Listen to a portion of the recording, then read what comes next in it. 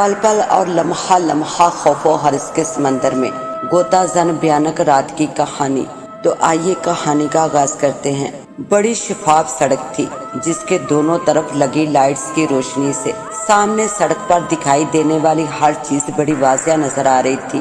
یہ رات کے تقریباً 10 بجے کا وقت ہوگا۔ ایک نیلے رنگ کی ویگن جس میں اس وقت 7 افراد جن میں 2 لیڈیز اور ایک مرد، 3 بچے اور ایک چھوٹی بچی شامل تھی۔ ویگن سڑک پر 85 کلومیٹر فی گھنٹے کی رفتار سے فراٹے بڑھتی مشرق کی جانب بڑھتی جا رہی تھی۔ گاڑی میں ہلکا ہلکا میوزک چل رہا تھا اور مرد کے ساتھ والی سیٹ پر بیٹھی ایک خوبصورت اور درمیانی عمر کی عورت ہاتھ میں کوک کی بوتل تھامے بڑی خاموشی سے آہستہ آہستہ گھونٹ بھر رہی تھی۔ پچھلی سیٹ پر ایک اور عورت جس کی عمر تقریباً 45 سال کے لگ بھگ ضرور ہوگی اور اس کے ساتھ ایک بچہ اور ایک بچی بیٹھے ہوئے تھے، اور ان کی پچھلی سیٹوں پر 2 بچے بیٹھے موبائل پر گیم کھیلنے میں مصروف تھے۔ گاڑی کی رفتار سے بخوبی اندازہ ہو رہا تھا کہ اس کے مسافروں کو اپنی منزل مقصود پر پہنچنے کی بہت جلدی ہے۔ جس رفتار سے وہ آگے بڑھے چلے جا رہے تھے اس سے کسی ناخوشگوار حادثے کا اندیشہ تھا، لیکن گاڑی کا اسٹیئرنگ جن ہاتھوں میں تھا اس سے اندازہ ہوتا تھا کہ ڈرائیو کرنے والا ڈرائیونگ میں بلا کا تجربہ رکھتا ہے، اس لیے گاڑی بغیر ڈگمگائے سیدھی سڑک پر فراٹے بڑھتی جا رہی تھی۔ میرے خیال میں ہمیں رات 12 بجے کے قریب شام نگر پہنچ جانا چاہیے، مرد کی آواز گاڑی میں گونجی۔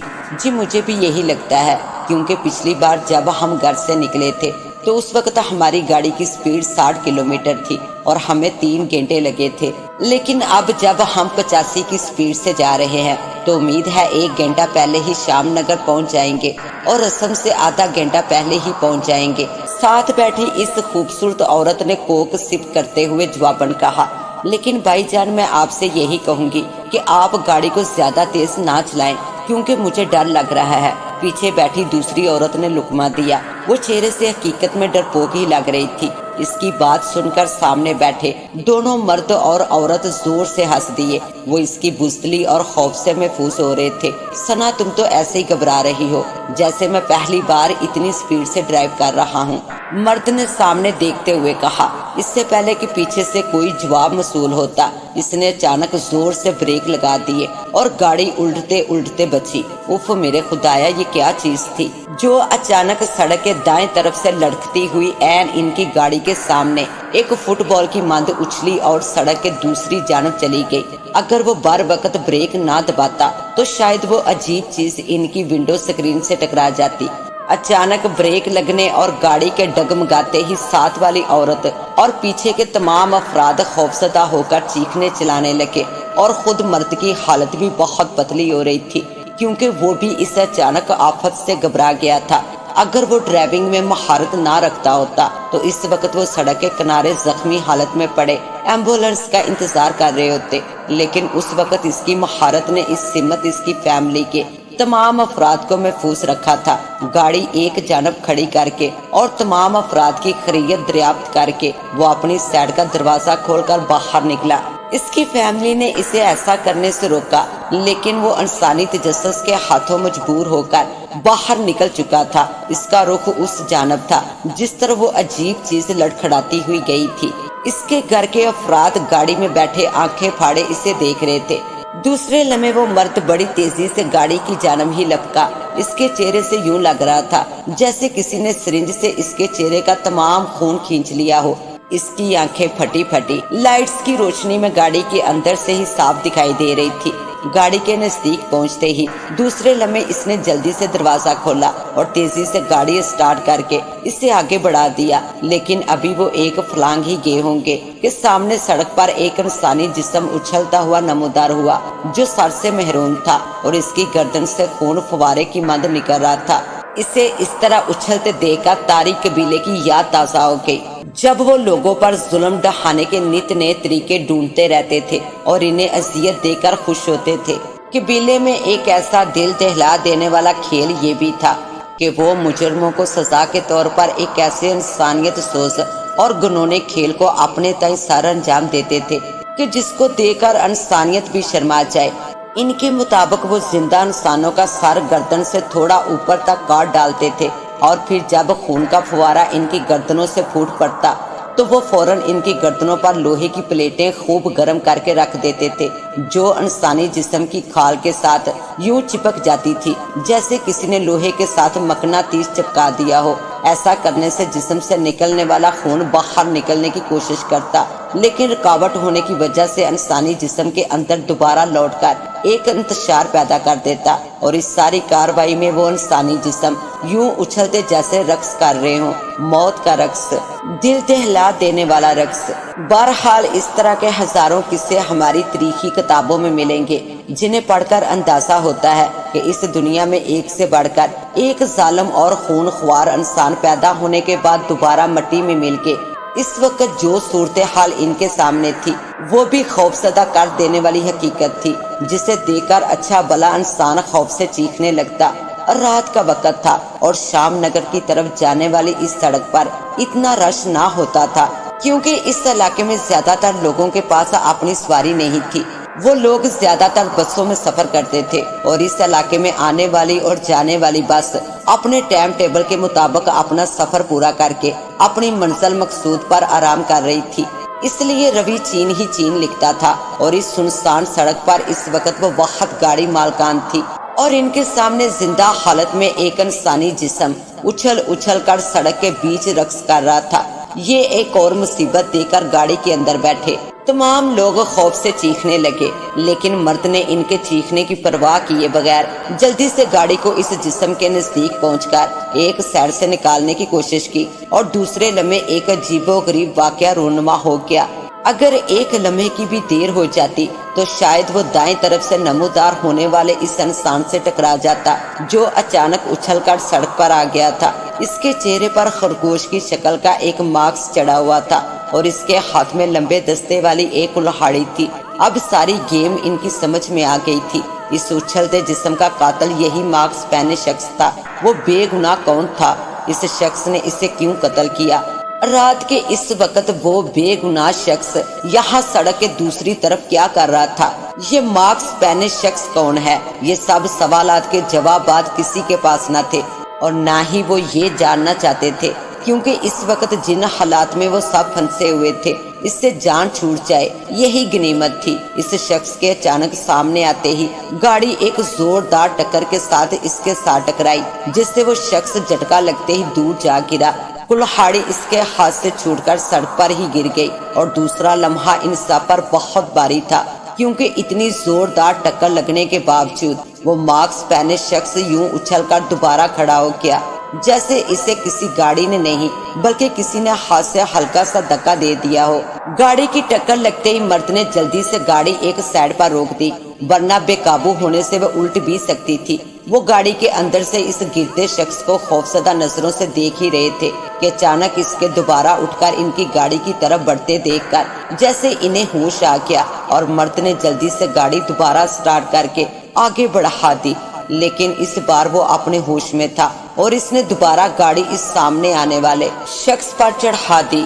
گاڑی ایک بار اس کے جسم سے ٹکرائی، لیکن اس بار انہوں نے اس کا انجام دیکھنے کی بجائے گاڑی بڑی تیزی سے آگے بڑھا دی۔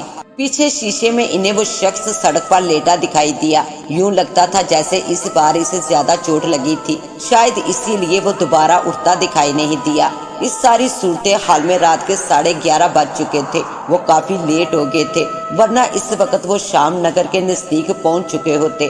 گاڑی تیزی سے فراٹے بڑھتی سڑک پر دوڑتی جا رہی تھی، اور پھر جلدی وہ مین سڑک سے دائیں طرف بنی ایک اور سڑک پر مڑ کے یہ چھوٹی سڑک جو تقریباً 12 فٹ چوڑی ہوگی سیدھی شام نگر کے اندر تک جا کر ختم ہوتی تھی۔ صبح اور شام کے وقت اسی سڑک پر سفر کر کے بس مین سڑک پر پہنچتی تھی جو سیدھی شہر کی جانب جاتی تھی۔ اس وقت گاڑی میں جو ڈرائیونگ سیٹ پر برجمان مرد تھا اس کا نام منصور احمد تھا، جس کا شہر میں ایک برتن بنانے والا چھوٹا سا کارخانہ تھا جس میں 25 تا 30 افراد ملازم تھے۔ اس کے ساتھ اس کی فیملی کے افراد کے ساتھ ساتھ اس کی بہن بھی اس وقت گاڑی میں موجود تھی۔ وہ لوگ کیونکہ پہلے شام نگر میں ہی رہتے تھے، لیکن تعلیم حاصل کرنے کے بعد منصور احمد شہر میں ہی اپنا ایک بزنس سیٹل کر چکا تھا، لیکن آسودہ زندگی گزارنے کے باوجود وہ اپنے علاقے کے لوگوں سے ملنے جلنے کا کوئی موقع ہاتھ سے نہیں گنواتا تھا۔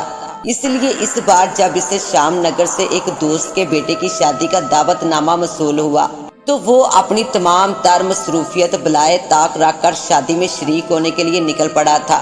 دن بھر کام کاج نمٹا کر انہوں نے رات کو سفر کرنا زیادہ مناسب سمجھا تاکہ موسم بھی ٹھیک ہوگا اور وہ سکون سے شام نگر پہنچ جائیں گے، لیکن اس وقت جن حالات سے ان کا سامنا ہو چکا تھا اس سے وہ سب بہت خوفزدہ ہو گئے تھے اور جلد سے جلد شام نگر پہنچ جانا چاہتے تھے۔ بڑوں کو فکر مند اور گھبراہٹ میں دیکھ کر بچے بھی خوفزدہ نظروں سے گاڑی کے باہر جھانکنے کی کوشش میں لگے ہوئے تھے۔ انہیں ہر لمحہ یوں لگتا تھا جیسے اچانک کوئی ان کی گاڑی کے سامنے آ جائے گا یا چلتی گاڑی کا شیشہ توڑ کر ان کی گردنوں کو دبوچ لے گا۔ اسی خوف کی کیفیت میں وہ سفر کرنے پر مجبور تھے۔ یہ چھوٹی سڑک تقریباً 40 کلومیٹر طویل تھی اور ابھی انہیں مزید سفر کرنا تھا۔ سڑک کے دونوں طرف گھنے درخت تھے جن کی دوسری طرف کچھ نظر نہیں آ رہا تھا اور ہر گزرتا لمحہ ان پر یہ خوف طاری کر رہا تھا جیسے اچانک درختوں کے اندر سے کوئی اور بلا اچھل کر ان کے سامنے نمودار ہو جائے گی۔ گاڑی میں ہر کوئی خاموش تھا اور خوفزدہ نظروں سے باہر دیکھ رہا تھا۔ پیچھے بیٹھی عورت منہ ہی منہ میں کچھ پڑھنے میں مصروف تھی، غالباً وہ دعائیں وغیرہ پڑھنے میں مصروف تھی، اور پھر ان کا خوف ان سب پر غالب آ گیا۔ ایک بن مانس کی شکل اور جسمات جس کے تمام جسم پر سیاہ گھنے بال تھے گاڑی کی روشنی میں سڑک پر ٹہل رہا تھا۔ اس کے ٹہلنے کا انداز یوں تھا کہ کوئی اپنے گھر کے باغیچے میں چہل قدمی کر رہا ہو۔ فاصلہ بمشکل 50-60 فٹ کا ہوگا، لیکن گاڑی کی روشنی میں اس کے خد و خال صاف دکھائی دے رہے تھے۔ ان کی سمجھ میں نہیں آ رہا تھا کہ سڑک چھوٹی ہونے کی وجہ سے کیا کرے۔ ظاہر ہے دونوں طرف گھنے درخت تھے اور یہ بلا بھی شاید انہی درختوں کے اندر کہیں رہتی ہوگی جو اس وقت عین ان کے سامنے موجود تھی۔ اسے سامنے دیکھ کر ان سب کی خوف سے چیخیں نکل گئی۔ خود منصور احمد بھی گھبرا گیا تھا، وہ کیونکہ اس علاقے میں پہلے رہ چکا تھا، لیکن اس طرح کے بھیانک واقعات اس نے پہلے نہیں دیکھے تھے۔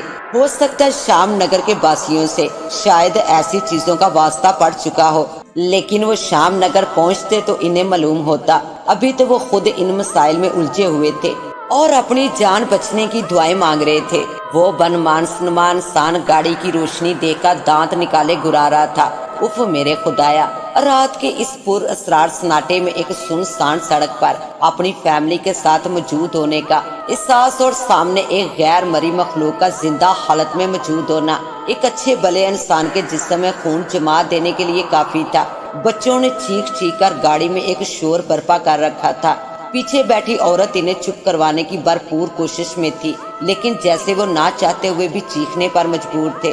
خود اس عورت کی اپنی حالت پتلی ہو رہی تھی۔ منصور احمد گاڑی میں لگے شیشے میں اپنے پیچھے نظریں جمائے یہ دیکھنے کی کوشش کر رہا تھا کہ شاید کوئی اور گاڑی بھی ان کے پیچھے آ رہی ہو تو شاید مدد مل جائے، لیکن یہ اس کی صرف خام خیالی ہی تھی، کیونکہ میلوں تک کسی گاڑی کی کوئی ہیڈ لائٹس وغیرہ کا نام و نشان تک نہ تھا، اور دوسرے لمحے اس نے سر جھٹکتے ہوئے رکی گاڑی کو فل سپیڈ سے اسی بلا کی جانب بڑھا دیا۔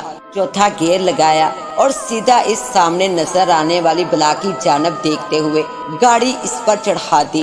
بلا شاید اس سلوک کی توقع بالکل نہیں رکھتی تھی اور ابھی تک سڑک کے بیچوں بیچ کھڑے اپنے دانت کچکچا رہی تھی۔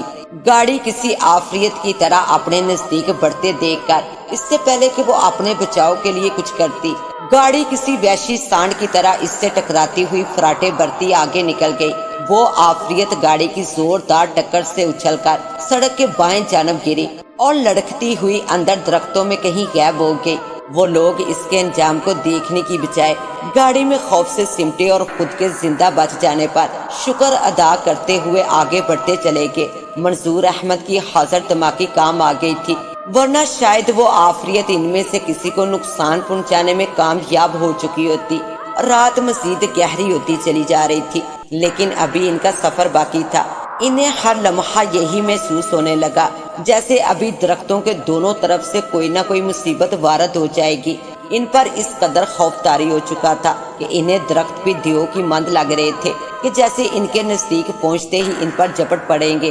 ان کے اندازے کے مطابق ابھی انہیں مزید 20 کلومیٹر کا سفر طے کرنا تھا، لیکن یہ 20 کلومیٹر انہیں 2000 کلومیٹر کے برابر محسوس ہو رہے تھے، کیونکہ جس طرح کے حالات پیش آ رہے تھے اس سے تو یہی ظاہر ہوتا تھا کہ ان پر گزرنے والا ہر پل ایک نئی مصیبت لے کر آ رہا تھا۔ گاڑی میں ایک خاموشی طاری تھی، ہر شخص اپنے اپنے دل میں قرآنی آیات کا ورد کر رہا تھا اور اس مصیبت زدہ سفر کے ختم ہونے کی دعائیں مانگ رہا تھا۔ منظور احمد اب محتاط ہو گیا تھا اور سڑک کے سامنے نظر رکھنے کے ساتھ ساتھ دائیں بائیں بھی دیکھتا جا رہا تھا۔ وہ اگر اکیلا ہوتا تو شاید اتنا فکر مند نہ ہوتا، لیکن اس وقت اس کے ساتھ پوری فیملی تھی اور وہ انہیں کسی قسم کی مصیبت سے دور چار کرنے کا تصور بھی نہیں کر سکتا تھا۔ پٹرول ٹینک فل کروا لیا تھا، اس لیے اس طرف سے کوئی پریشانی نہ تھی۔ چھوٹی سڑک پر گاڑی کی رفتار تیز کرنے پر کوئی ڈر نہ تھا، کیونکہ یہ ایک چھوٹی سڑک تھی۔ دوسرا، رات کے وقت دور دور تک کسی اور گاڑی کا نام و نشان نہیں تھا، اس لیے وہ آگے بڑھتے جا رہے تھے۔ ابھی انہوں نے 6-7 کلومیٹر تک فاصلہ مزید طے کیا ہوگا کہ اچانک ان کی گاڑی کی بریکیں چیختی ہوئی سڑک پر رکتے رکتے بھی 25-30 فٹ تک گھسیٹتی ہی چلی گئی۔ اچانک بریک لگانے سے سڑک پر ٹائروں کے نشان پڑ گئے اور ربڑ کے جلنے کی بدبو گاڑی کے آس پاس پھیل گئی۔ منظور احمد آنکھیں پھاڑے غور سے پیچھے دیکھ رہا تھا۔ گاڑی کے تقریباً 20 فٹ کے فاصلے پر ایک شخص پڑا دکھائی دیا۔ اس کا سفید لباس خون میں لت پت تھا اور وہ یوں ٹیڑے میڑے انداز میں سڑک پر پڑا تھا جیسے کسی نے گیلا تولیہ نچوڑ کر رسی پر ڈال دیا ہو۔ یا اللہ، یہ کون تھا؟ اس وقت رات کے اندھیرے میں اچانک سڑک پر کیسے نکل آیا؟ کہیں حقیقت میں تو انہوں نے اپنے علاقے کے کسی مسافر کو تو نہیں مار دیا؟ ہو سکتا ہے یہ شخص یہیں آس پاس کے کسی اور علاقے کا ہو اور کسی مصیبت میں گرفتار ہو۔ یہ سب سوالات ان سب کے ذہنوں میں بجلی کی طرح گونج رہے تھے اور وہ سب بے بسی سے گاڑی میں بیٹھے اپنے ہونٹ چھپا رہے تھے۔ ان کی سمجھ میں نہیں آ رہا تھا کہ وہ کیا کریں۔ کیا اسے اسی طرح اس حالت میں سڑک کے درمیان چھوڑ کر فرار ہو جائیں؟ ہو سکتا ہے وہ زندہ ہو، اور اگر اسے طبی امداد مل جائے تو شاید اس بے گناہ کی جان بچ جائے۔ یہ سب کچھ منظور احمد کے دماغ میں آ رہا تھا۔ کیا کریں؟ گاڑی سے اتر کر جا کر دیکھوں؟ منظور احمد کی آواز گونجی اور وہ سب یوں اچھل پڑے جیسے گاڑی میں کوئی بم پھٹ پڑا ہو، کیونکہ وہ سب خوف سے آنکھیں پھاڑے گاڑی کے پیچھے سڑک پر خون میں لت پت اس شخص کو دیکھنے میں مصروف تھے۔ نہیں، جلدی سے نکل چلو، پتہ نہیں حقیقت میں کوئی انسان ہے بھی کہ نہیں، یا اس بیس میں کوئی مصیبت ہے۔ ساتھ بیٹھی اس کی بیوی نے جواب دیا۔ اس کی آواز میں لرزش تھی، شاید وہ بہت خوفزدہ ہو گئی تھی۔ بچے سہمے اپنے ساتھ بیٹھی اس عورت سے چمٹے ہوئے تھے۔ انہیں شاید پوری طرح حقیقت سے آشنائی نہ تھی، اس لیے وہ صرف خوف سے سمٹے بیٹھے تھے۔ منظور احمد نے کچھ دیر تک سوچا، پھر سر ہلاتے ہوئے تیزی سے گاڑی آگے بڑھا دی۔ وہ کوئی اور رسک نہیں لینا چاہتا تھا، لیکن اسے اتنا اندازہ ہو گیا تھا کہ رات کے اس وقت اس سنسان سڑک پر ان عجیب و غریب حالات میں ایک پیدل شخص زندہ کیسے بچ سکتا ہے۔ اس لیے ہو نہ ہو یہ کوئی اور ہی آفت ہو سکتی تھی۔ اس لیے اس نے اپنی بیوی کے مشورے پر عمل کرتے ہوئے گاڑی آگے بڑھا دی تھی۔ ابھی بھی مزید 10 کلومیٹر تک کا فاصلہ طے کرنا باقی تھا۔ وہ سب دل ہی دل میں خیر خیریت سے شام نگر پہنچنے کی دعائیں کر رہے تھے۔ ابھی انہوں نے بامشکل 2 کلومیٹر تک کا فاصلہ طے کیا ہوگا کہ انہیں دور سڑک کے دائیں جانب گاڑی کی ہیڈ لائٹس میں ایک عورت سفید لباس میں چلتی دکھائی دی۔ وہ یوں مزے سے دائیں جانب درختوں کے نیچے چل رہی تھی جیسے کسی باغ میں چہل قدمی کر رہی ہو۔ اس کے کھلے بال ہوا نہ ہونے کے باوجود دائیں بائیں اڑ رہے تھے۔ سوچنے کی یہ بات تھی کہ موسم میں کس قدر خنکی تھی، لیکن ہوا کا نام و نشان نہ تھا۔ پھر اس کے بال ہوا میں کیسے اڑ رہے تھے؟ جیسے جیسے وہ اس کے نزدیک پہنچ رہے تھے اس کے خد و خال واضح ہوتے جا رہے تھے۔ اس کے جسم پر سفید لباس تھا اور حیرت کی بات یہ تھی اس کے پاؤں ننگے تھے لیکن پیچھے کی جانب نہیں تھے، جس طرح عام طور پر کہا جاتا ہے کہ پچھل پیری یا چڑیل کے پاؤں الٹے ہوتے ہیں۔ لیکن اس وقت جو عورت ان کے سامنے موجود تھی وہ اپنے سیدھے پاؤں سے چل رہی تھی۔ ہو سکتا ہے یہ ماڈرن بلا ہو۔ یہ مزاحہ خیز خیال منظور احمد کے دل میں اس نازک صورتحال میں بھی آ گیا اور وہ اپنی سوچ پر پہلی بار ہنس پڑا۔ اس کے ساتھ بیٹھی اس کی بیوی اس کے ہنسنے پر اسے یوں دیکھنے لگی جیسے اس کی دماغی حالت سے مشکوک ہو گئی ہو۔ اسے کچھ شک ہونے لگا کہ ان نامناسب حالات کا اثر کہیں اس کے شوہر کے دماغ پر نہ ہو گیا ہو، لیکن دوسرے لمحے اسے اپنا یہ خیال بدلنا پڑا کیونکہ منظور احمد نے ان سب کو اس لڑکی کی جانب اشارہ کر کے اصل بات بتائی جس پر اسے ہنسی آئی تھی۔ اب وہ سب بھی دور نظر آنے والی اس لڑکی کی جانب ہی دیکھ رہے تھے۔ منصور احمد نے اس لڑکی سے فاصلہ رکھتے ہوئے گاڑی کی رفتار کم کر دی تھی، پھر بھی آہستہ آہستہ گاڑی اور اس لڑکی کے درمیان کا فاصلہ کم ہوتا جا رہا تھا۔ سمجھ سے بالا تر تھا کہ آیا وہ لڑکی کھڑی تھی یا چل رہی تھی، کیونکہ گاڑی اس کے نزدیک ہو رہی تھی اور وہ لڑکی چلتی نظر آنے کے باوجود آگے کیوں نہیں جا رہی تھی۔ جب ان کے اور لڑکی کے درمیان فاصلہ تقریباً 15 فٹ کے قریب رہ گیا تو لڑکی نے اچانک اپنا چہرہ گاڑی کی طرف گھما دیا۔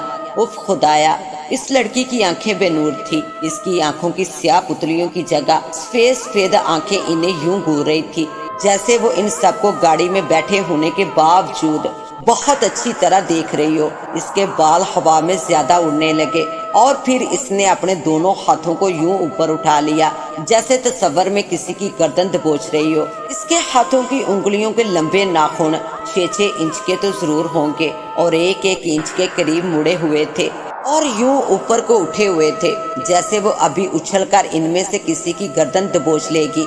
وہ سب جو بڑی تجسس نظروں سے اسے دیکھنے میں مصروف تھے، یوں اچانک پلٹ کر اس کے چہرے کو دیکھا تو ان سب کے منہ سے خوف کے مارے چیخیں نکل گئی اور منصور احمد خود بہت خوفزدہ ہو گیا تھا اور اسٹیئرنگ اس کے ہاتھ سے چھوٹتے چھوٹتے بچا، ورنہ گاڑی دائیں طرف درختوں سے ٹکرا جاتی۔ اس نے گاڑی کو کنٹرول کرتے ہوئے اور اپنے حواس پر قابو پاتے ہوئے جلدی سے گیئر بدلا اور گاڑی کی رفتار بڑھاتے ہوئے اسے اس لڑکی سے ٹکرانے کی بجائے آگے بڑھا دیا۔ وہ یہاں زیادہ دیر رکنا نہیں چاہتا تھا۔ لڑکی شاید اس صورتحال کے لیے تیار نہیں تھی اور اچھل کر ایک جانب جھکی اور دوسرے لمحے گاڑی شائیں کی آواز سے اس کے نزدیک سے نکل گئی اور انہوں نے جب پیچھے مڑ کر دیکھا تو وہ انہی کی طرف دیکھ کر غصے سے تلملا رہی تھی۔ ظاہر ہے اپنے شکار کو یوں ہاتھ سے نکلتے دیکھ کر شکاری کب چین سے بیٹھتا ہے، اور پھر چاندی لمحوں میں وہ اس سے کافی دور نکل آئے۔ منصور احمد نے گاڑی کی رفتار مزید بڑھا دی اور پھر کچھ منٹوں کے بعد انہیں شام نگر کے مکانات نظر آنے لگے۔ یہ دیکھ کر ان سب کے سینوں سے یوں ہوا خارج ہوئی جیسے کسی غبارے کے منہ سے اچانک داغا کھولنے کے بعد ہوتی ہے۔ چھوٹی سڑک سیدھی شام نگر کے اندر تک جاتی تھی، اس لیے انہیں پریشانی نہیں تھی، اور پھر کچھ ہی دیر میں وہ سڑک سے اتر کر اس گلی میں داخل ہو گئے جہاں شادی والے گھر میں ان کا بڑی بے چینی سے انتظار ہو رہا تھا۔ اگر قسمت ان کا ساتھ نہ دیتی تو شاید اس وقت وہ سب خوشی کے گیتوں کی جگہ ایک صفحے ماتم پہ چھونے کا سبب بنے ہوتے۔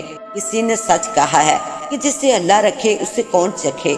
اس کے ساتھ ہی اب مجھے دیں اجازت، ملتے ہیں انشاءاللہ ایک نیو کہانی کے ساتھ، تب تک کے لیے اللہ نگہبان۔